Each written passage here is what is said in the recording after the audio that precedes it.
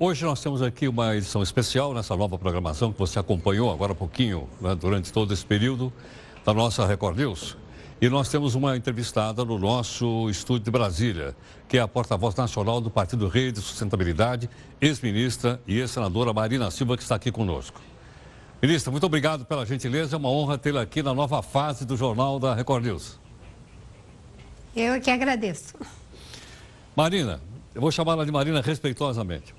Nesse momento, no Congresso Nacional, está sendo discutido se o governo aprova ou não aquela PEC para cortar os gastos do governo. Qual é a sua opinião e de seu partido a respeito disso?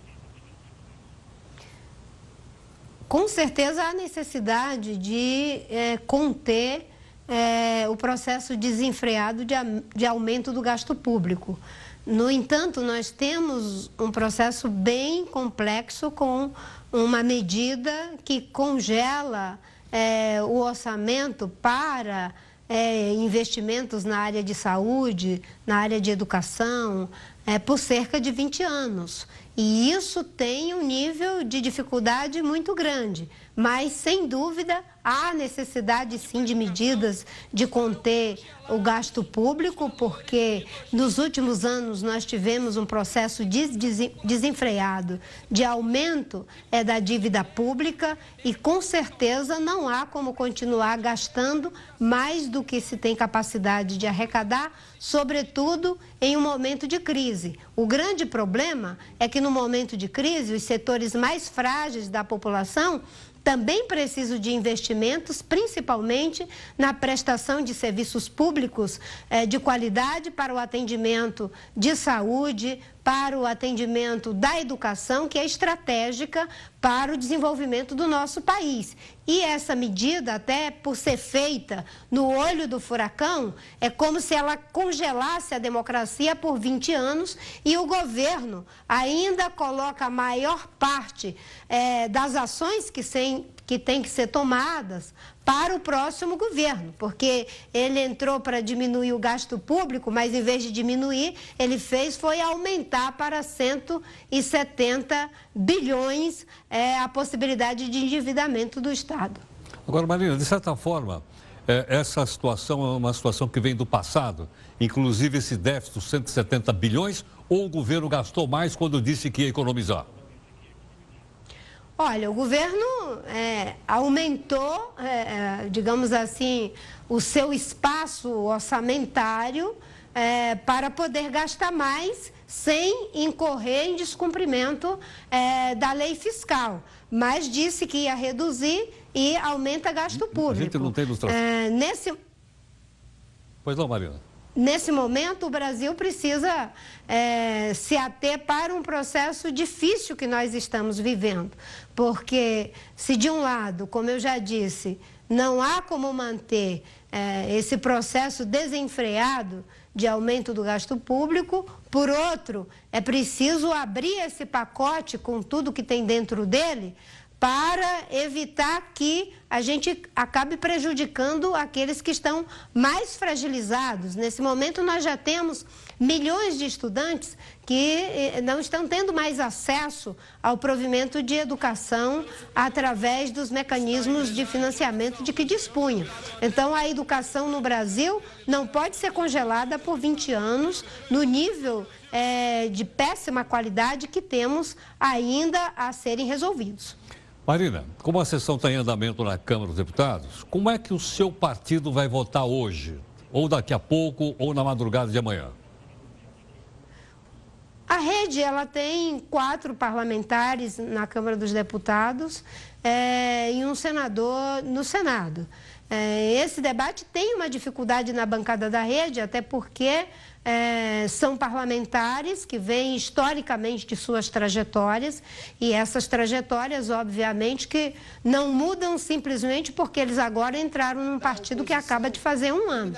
O termo de referência que nós temos é de que precisa reduzir o gasto público. Eu mesma levantei essa questão já em 2010, de que era preciso um mecanismo de redução de gasto público e que se deveria fazer esse aumento aumento, essa redução, limitando o aumento do gasto à metade do crescimento do PIB. Isso eu já fiz em 2010.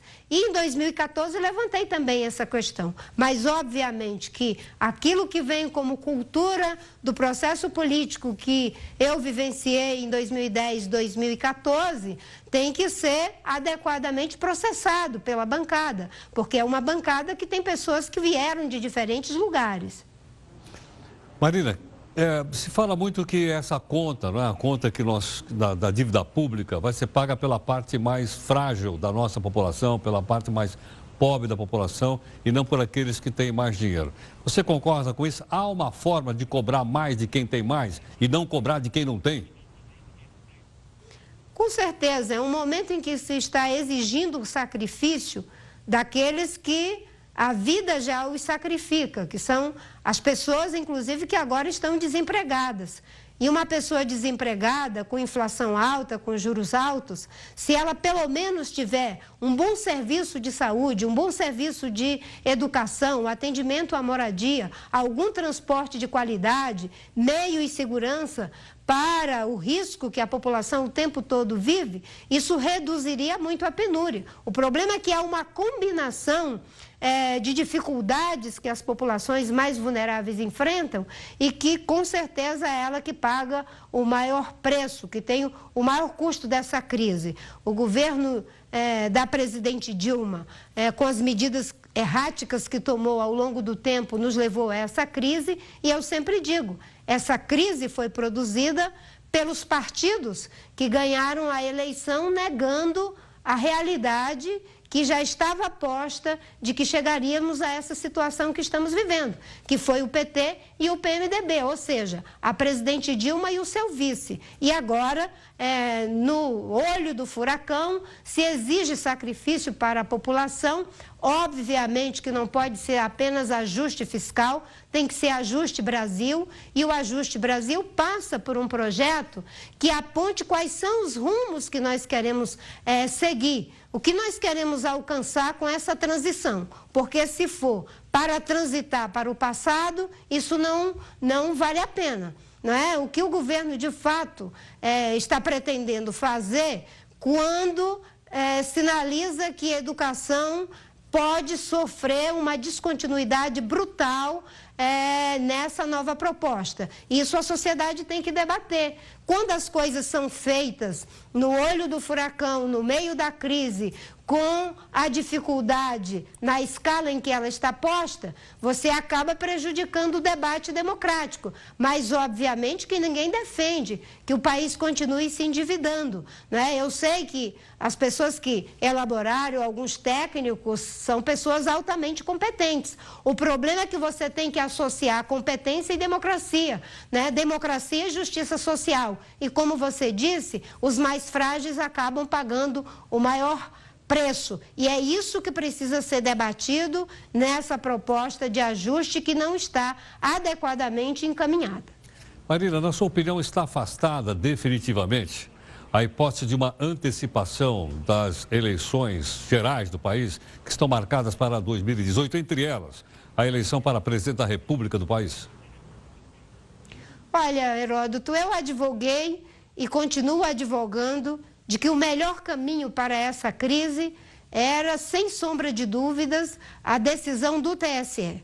Comprovado como está ficando que houve uso do dinheiro da corrupção, do Petrolão e de todas as demais investigações que estão sendo feitas para a campanha da presidente Dilma e de seu vice Michel Temer, que o correto era a cassação dessa chapa, até para mostrar que o crime eleitoral não compensa, e a convocação de uma nova eleição. Com uma nova eleição, com certeza nós teríamos uma repactuação da relação da sociedade com as lideranças políticas, com os partidos políticos.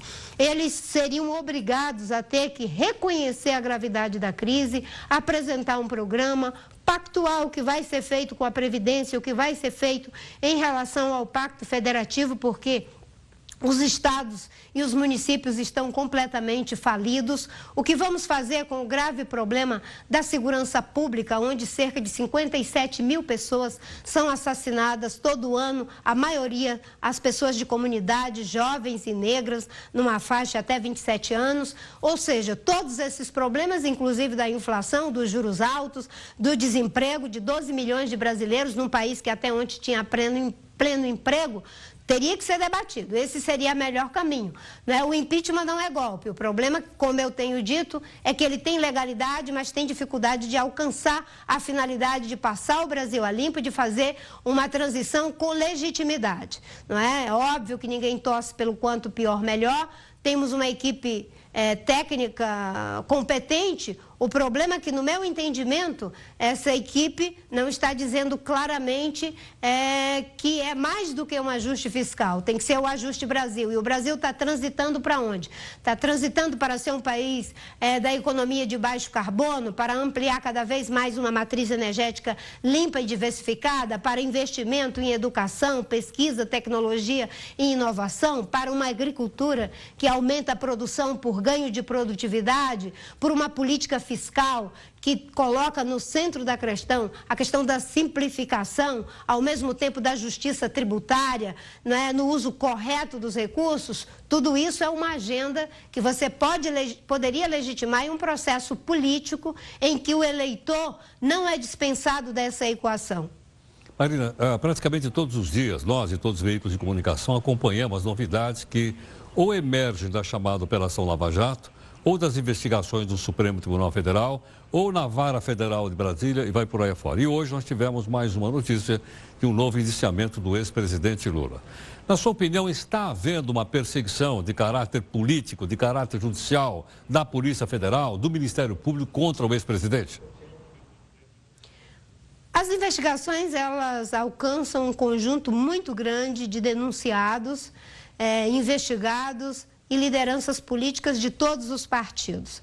Obviamente que o fato de estar denunciado, sendo investigado, não diz que você a priori já está condenado, e o fato de você também ainda não estando condenado não significa que deva ser inocentado. É o trabalho da Justiça. A Justiça dispõe de mecanismos de controle, como é o caso do CNJ.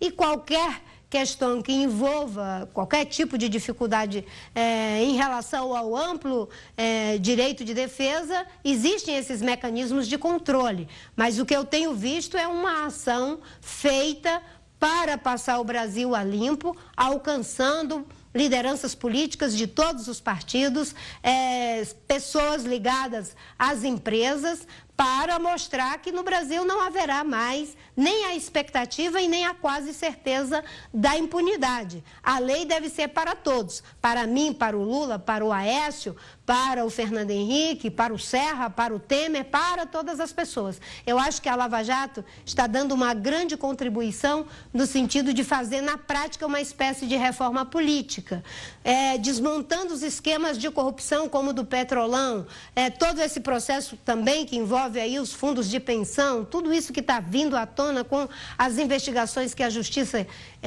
está fazendo. E se aprovarmos as 10 medidas de prevenção e combate à corrupção, isso é já uma reforma política na prática, porque a política vai se tornar desinteressante para quem quer fazer negócios espúrios. A política é um serviço e deve ficar nela aqueles que se dispõem ao serviço. Política não é para a ascensão econômica nem das lideranças e nem dos partidos. A política é para prestar um serviço. E a Lava Jato, prosperando e com o apoio da sociedade, que entende que em cerca de 32%, que o maior problema que nós temos hoje é o problema da corrupção, com certeza estará dando uma grande contribuição para, na prática, tornar a política desinteressante para os que querem fazer dela um negócio espúrio. Marina, como você acompanhou, por pouco não se concretizou uma manobra na Câmara dos Deputados para indultar o Caixa 2 daqui para trás. Então, todos aqueles que tivessem feito Caixa 2 ficariam absolutamente livres. Esse ano nós tivemos pela primeira vez uma experiência de um financiamento não empresarial na campanha para prefeito e para vereador. Que experiência nós podemos tirar? Vamos manter isso? Não vamos manter? Vamos voltar ao financiamento privado? Que avaliação você faz disso? Eu tenho uma avaliação a priori positiva, até porque, historicamente, sempre fiz campanha com pouquíssimos recursos. E acho que os partidos políticos tradicionais, que trabalham com grandes estruturas de recursos para contratar marqueteiros a peso de ouro e muitas vezes para mentir e enganar a sociedade, com certeza esses tiveram dificuldades. Mas eu defendo o financiamento público de campanha e, ao mesmo tempo, que seja um processo misto, com a doação de pessoa física, não de empresas. E acho que é uma experiência que deve ser, sim, aperfeiçoada e mantida. Nós, da Rede, elegemos 180 vereadores, 5 prefeitos no primeiro turno, estamos com mais 3 no segundo turno. E, para nós, que sempre trabalhamos com dificuldade, achamos que não é necessário campanhas milionárias. Eu até dizia para os nossos candidatos, né, que quem deveria ganhar a eleição é a postura, não são as estruturas nem do dinheiro nem do marqueteiro. Marina, já que você tocou na eleição para prefeito, nós vimos agora há pouquinho o Ibope, que foi divulgado no Rio de Janeiro, com 51% para o candidato Crivella e 25% para o Freixo, que está em segundo lugar. Como é que o seu partido vai se posicionar no Rio de Janeiro? Vai apoiar o Crivella ou vai apoiar o Freixo?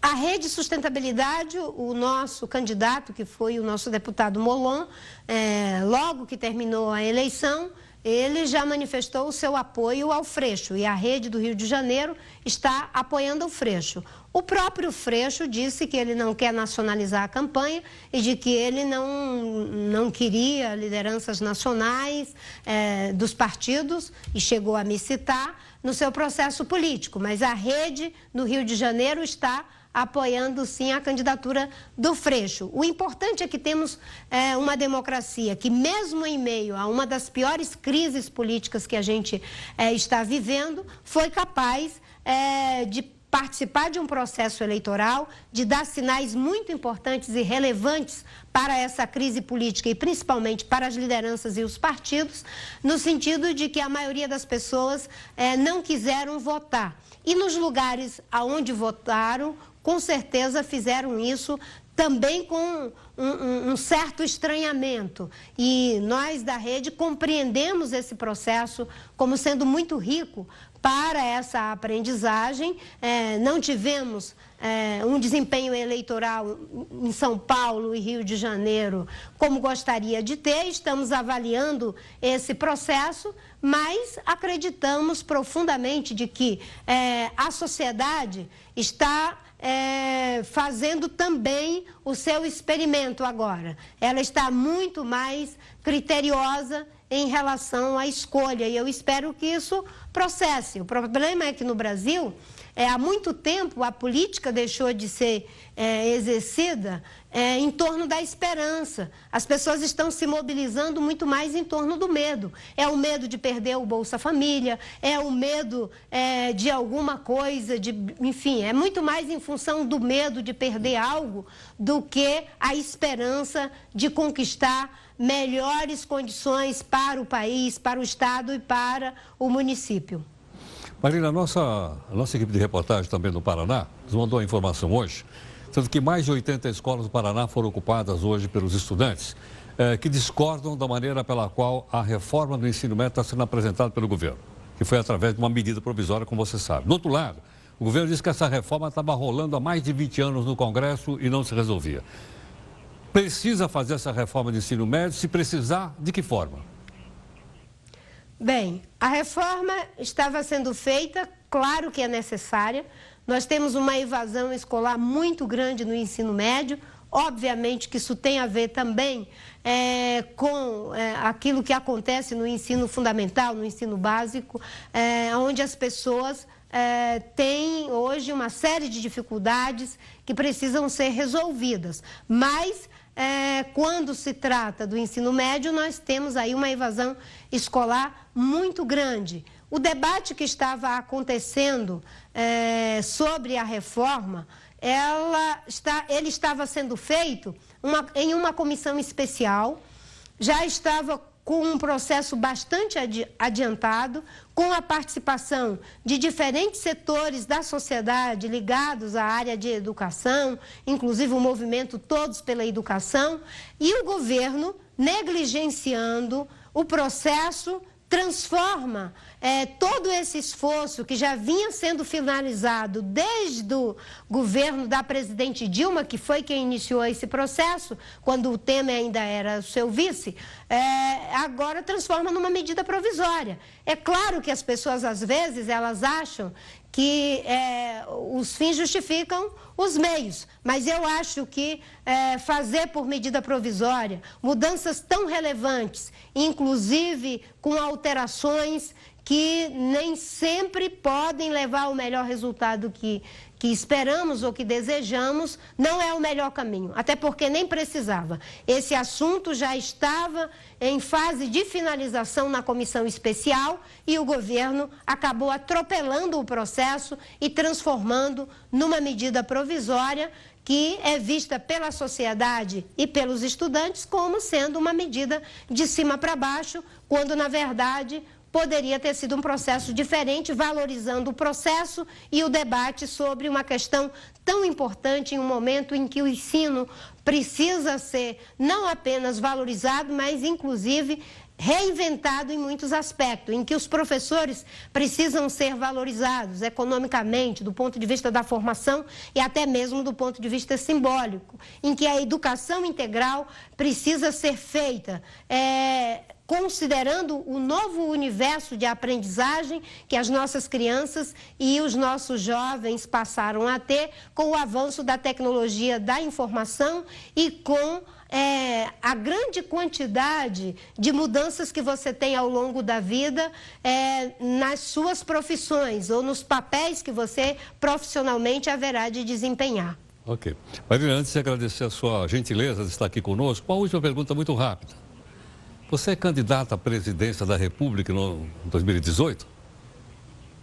Eu ainda não sei, Heródoto. Eu dei uma contribuição em 2010 e 2014. Acho que contribuí para que tivéssemos um segundo turno nesses dois momentos. E a grande pergunta que eu faço é que, infelizmente, os partidos que foram para o segundo turno não usaram corretamente para o debate sobre o Brasil que queremos, na oportunidade que tiveram de debater por duas vezes. Hoje eu me pergunto qual é a melhor contribuição que é possível dar nesse momento de profunda estagnação da política, em que ela cria mais problema do que resolve, mas na democracia com ela que nós temos que resolver. A rede é um experimento político, nós estamos dando a nossa contribuição, somos um partido independente, estamos buscando não apenas um novo discurso, uma nova linguagem, mas sobretudo uma nova prática. Não estamos no campo da polarização, nem do azul nem do vermelho. Achamos que essas forças gravitacionais, elas tensionaram a tal ponto o país em que parece que nada mais consegue prosperar em termos de pensar um projeto de país, um projeto de nação. Marina, muito obrigado pela gentileza, obrigado pela participação aqui nessa nova fase do Jornal da Record News. Muito obrigado. Eu é que agradeço. Até logo. Muito obrigado.